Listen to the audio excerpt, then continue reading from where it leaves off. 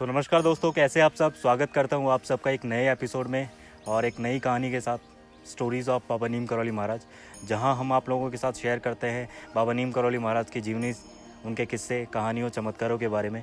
और उन्हीं चमत्कारों की श्रृंखला में से जो है आज एक नया चमत्कार आप लोगों के लिए लेकर आया हूँ। और तो ये चमत्कार संबंधित है दोस्तों भारत के प्रधानमंत्री उस समय जो थे लाल बहादुर शास्त्री, और वहाँ के मंत्री थे गुलजारी लाल नंदा, और उन्हीं से संबंधित ये चमत्कार है।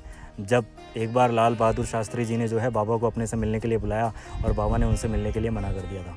तो किस्सा कैसे हुआ था वो आप लोगों को बताते हैं।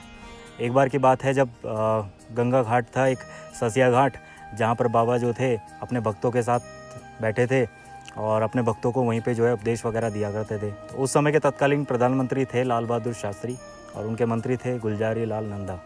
तो उन्होंने एक बार बाबा से मिलने की इच्छा जाहिर की और लखनऊ के डीएसपी और आईएसपी दोनों को जो है बाबा के पास में भेजा कि आप बाबा को जो है सहसम्मान मेरे पास में लेके आइए, मैं बाबा से मिलना चाह रहा हूँ।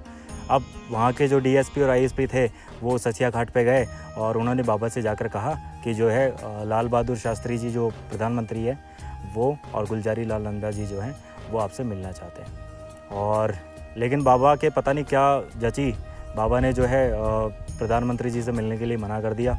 मना करने के बाद में जो है डीएसपी और आईएसपी जो भी थे, जो उनके मंत्री वगैरह आए थे, वो वापस लौट गए और वापस लौटकर उन्होंने जो है सारी बात के बारे में लाल बहादुर शास्त्री जी को बताया।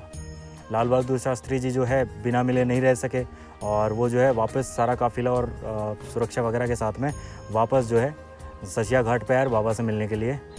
और जैसे ही उन्होंने जो है ससिया घाट में एंटर किया, बाबा अंतर्यामी है, बाबा को सब कुछ पता लग जाता है। तो उस समय के बाद जब ससिया घाट पे बाबा अपने उपदेश दे रहे थे और 200-250 भक्त लगभग उनके आसपास में बैठे थे, तो जब शास्त्री जी जो है बाबा से मिलने के लिए वहाँ पहुँचे ससिया घाट पे, तो अचानक से जो है बाबा नीम करौली महाराज वहाँ से अंतर्ध्यान हो गए। और उनके भक्तों ने, लाल बहादुर शास्त्री ने और उनकी सिक्योरिटी ने, पुलिस ने खूब बाबा को ढूंढा, लेकिन बाबा कहीं पे दिखे नहीं।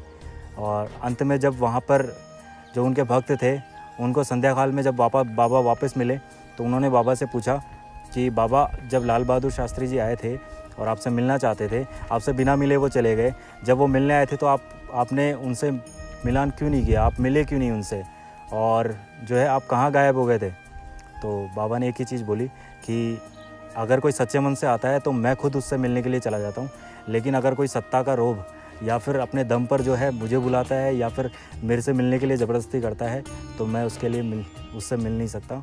इस तरीके से बाबा नीम करौली महाराज ने जो है लाल बहादुर शास्त्री और उनके जो मंत्री थे उनके घमंड को तोड़ा और उनके अहंकार को परास्त किया।